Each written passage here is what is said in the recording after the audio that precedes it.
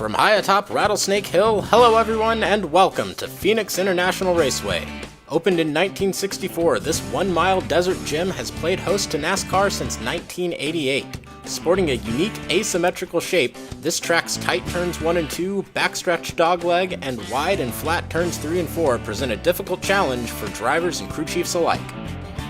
Chase Elliott is on the pole. It's the second in a row for the driver out of Dawsonville, Georgia. He's hoping to cash in after finishing second last time out to this man, Austin Dillon, who secured his second Daytona 500 win last week. But Dillon has his work cut out for him today. He'll roll off the grid in 21st. And never count out Denny Hamlin in the Copper State.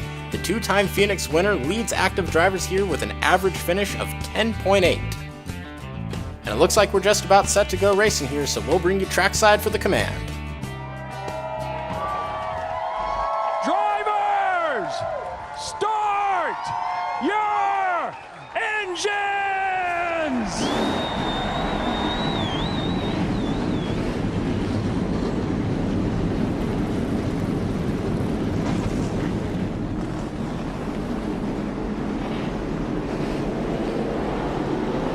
And as they roll off the grid, let's take a look at how they'll line up for today's race.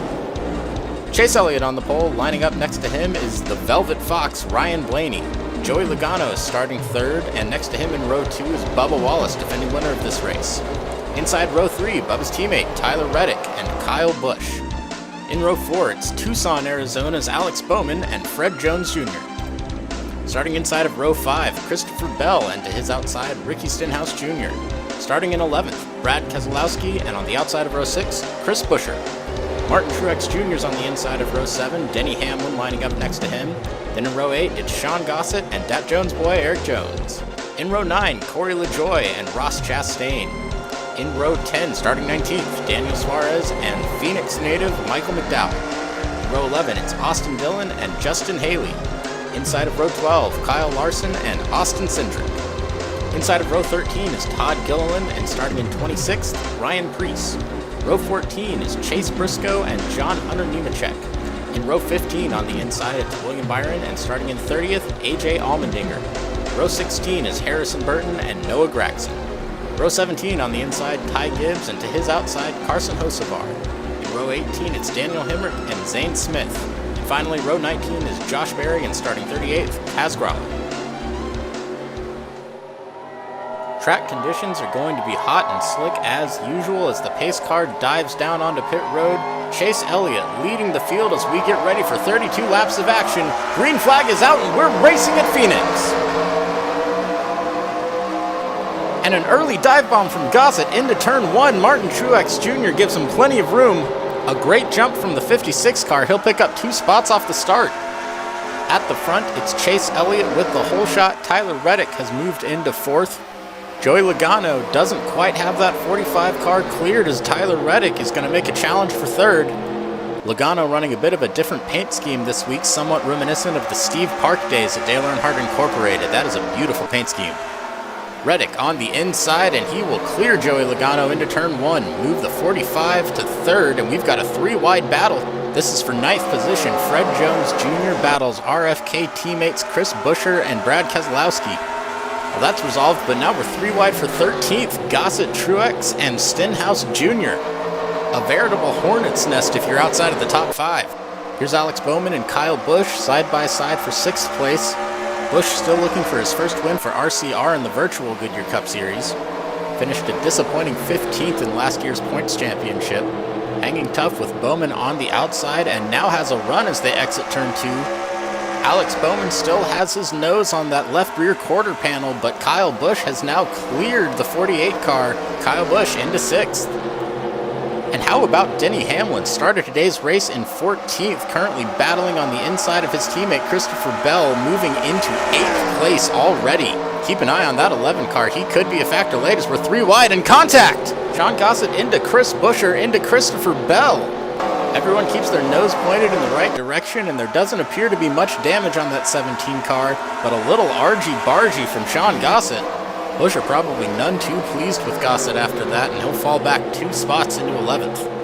And finally now it seems like things have calmed down a bit as we see the field starting to go single file. Speaking of calm, Chase Elliott, smooth sailing for that 9 car as he continues to pull away at the front. Almost a 1-second gap over second place Ryan Blaney, who is being hounded by the 45 of Tyler Reddick.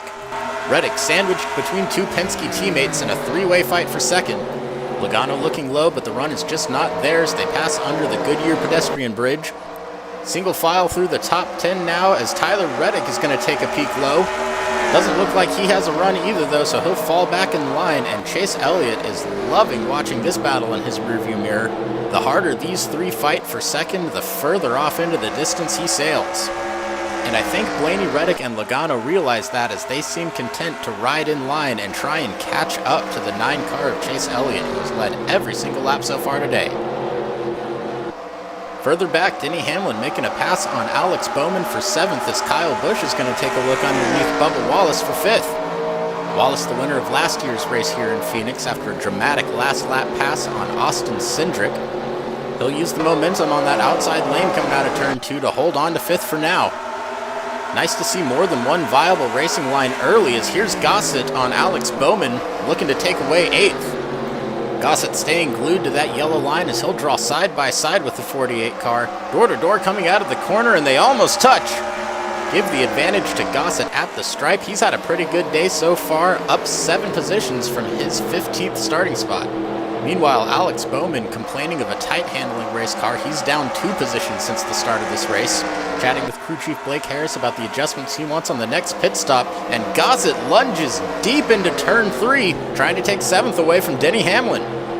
This is the first time all day that Denny Hamlin has been challenged for position, and I doubt he's going to go down without a fight. It'll be interesting to see if he's able to hold on the outside as we've got a pass for 3rd. Joey Logano on the inside of Tyler Reddick, but Reddick is now starting to inch ahead as they come down the backstretch dogleg. Reddick hanging tough on the outside as they are still door-to-door going into turn 3. Denny Hamlin and Sean Gossett still battling back there side by side as well. Coming out of turn 4, Tyler Reddick is going to hang on to 3rd position, as will Denny Hamlin hang on to 7th, but Gossett's going to make a move. This fight's not over. The outside lane has had the advantage coming out of turn 2, but Gossett is holding strong there on the low side. Through the dogleg on the backstretch, Gossett still has not cleared Denny Hamlin on the outside into turn 3, and he's going to claw back at Gossett's advantage. Let's go on board with the number 11 FedEx Toyota.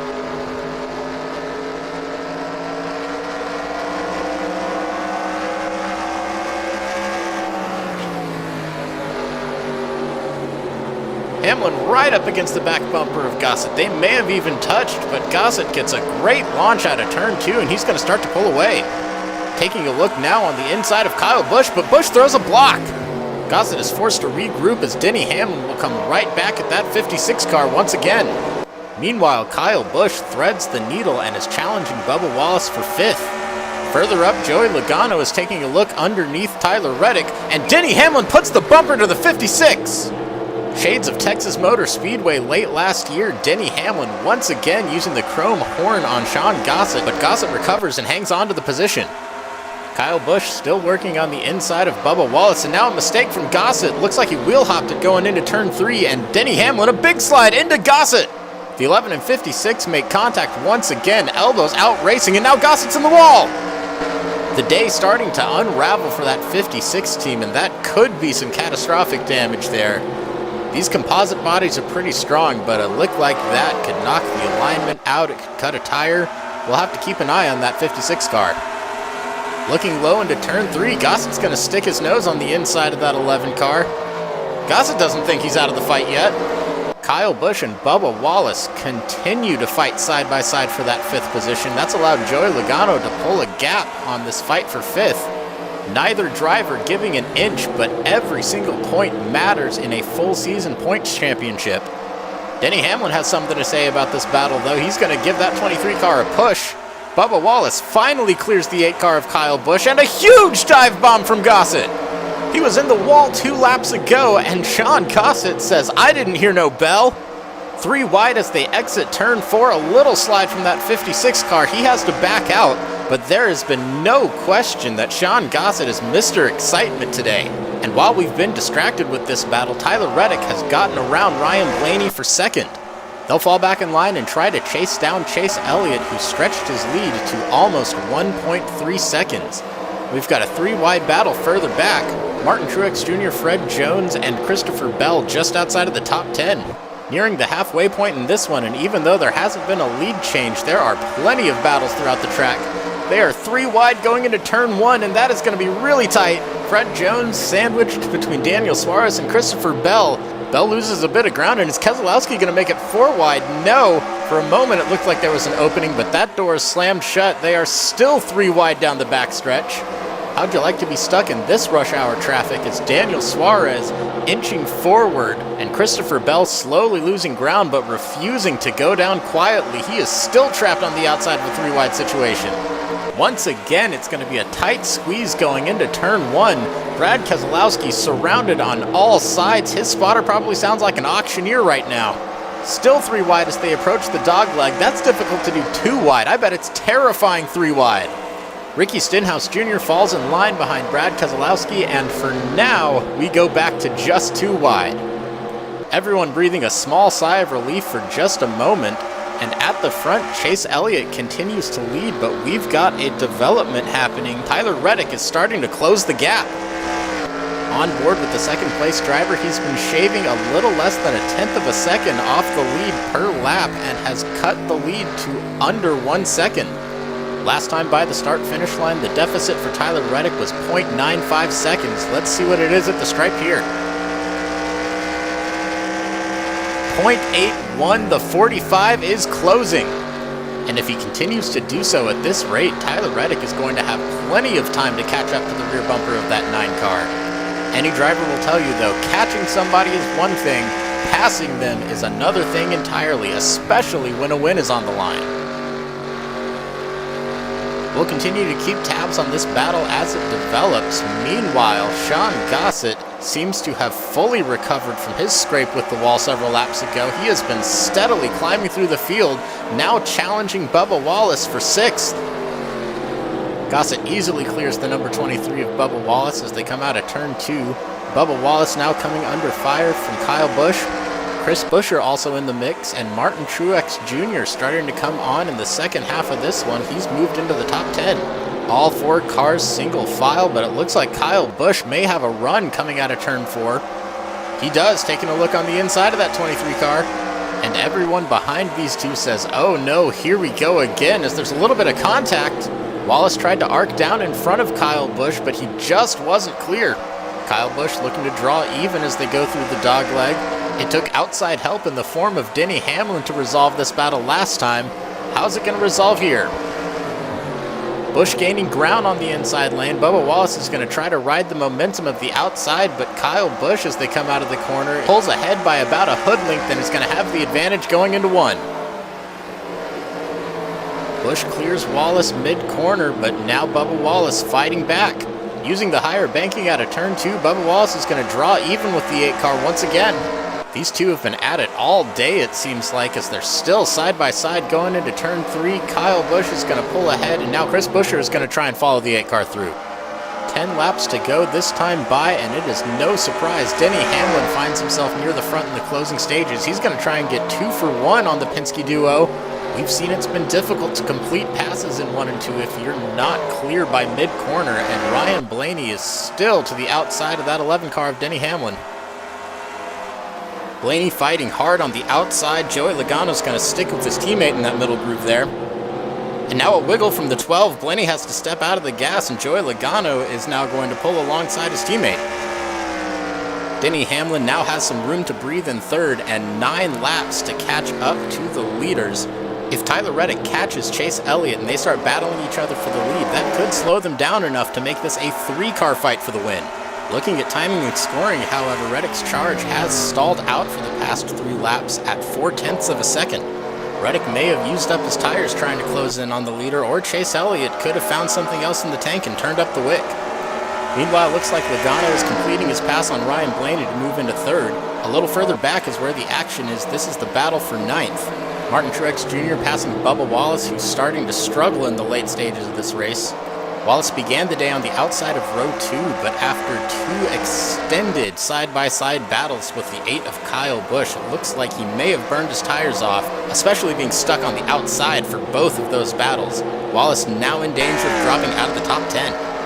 And the fight for the win that has been brewing over the course of the second half of this race just may be reaching its boiling point. Tyler Reddick has closed to within a car length of the leader, Chase Elliott.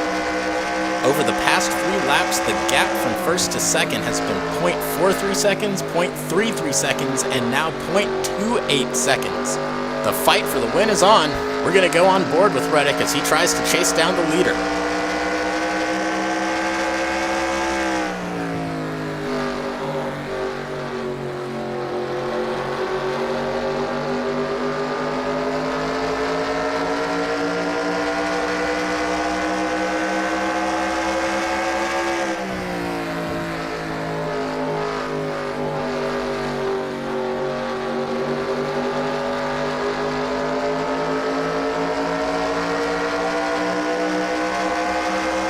Five laps to go, and Reddick is there.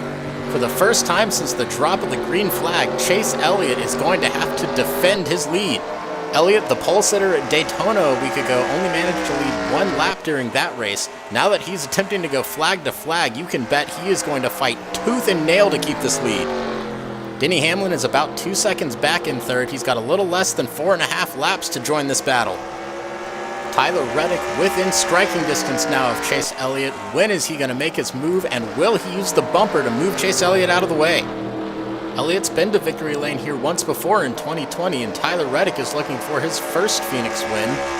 Reddick's got a best finish of third here in 2024. A second place would be a new personal best, but you know he does not want to settle for that.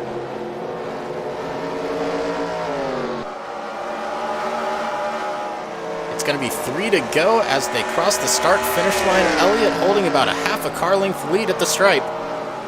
Denny Hamlin still about 2 seconds behind. I don't think he's going to have time to catch up to the leaders. Reddick better through 1 and 2 that time. He's close enough to make a lunge as they dive into turn 3. Let's see what he does. Reddick stays in line, and now he slides up the track just a little bit, looking for some clean air, looking to get a good exit off of turn 4 to try and take a lunge at the lead. But it's Elliott who now pulls away as we come to 2 to go. Reddick closing the gap on entry into turn 1, and that seems to be the story so far. Reddick better in 1 and 2, Chase Elliott slightly better in turns 3 and 4. But once again, Reddick within striking distance as they go into turn 3. A bit of an early break from the 9 car there. Reddick staying glued to Chase Elliott's rear bumper. Fans beginning to rise to their feet now as Chase Elliott is going to bring us to the white flag. Tyler Reddick taking a look underneath, in perfect position for a bump and run, but he just can't quite reach that rear bumper. Chase Elliott with a mirror full of Tyler Reddick, who's going to have one more chance to steal this race late. Through the backstretch dogleg, it's now or never for Tyler Reddick, and there's the move. Tyler Reddick on the inside. Elliott gives him plenty of room trying to ride the momentum of that second lane. This one's going to be close. Reddick trying to spoil Chase Elliott's perfect day. It's going to be a drag race to the line. Is that? It's a tie. Timing and scoring says it's official, and the screen is showing all zeros as the margin of victory for Chase Elliott. Ties are awarded to the defender. It's a rule that has never had to come up until now. To borrow a phrase from another broadcaster, have you ever? This is the closest finish in NASCAR history, and folks, it is never going to get closer than what we just saw. Yeah, buddy. That's another one. That's the way to bring it home. Let's go, boys! Yes! Yeah, that's it, son. You're the man. That's the way to do it. The way to do it. Super proud of you guys. Hell yeah. Hell yeah! Let's go!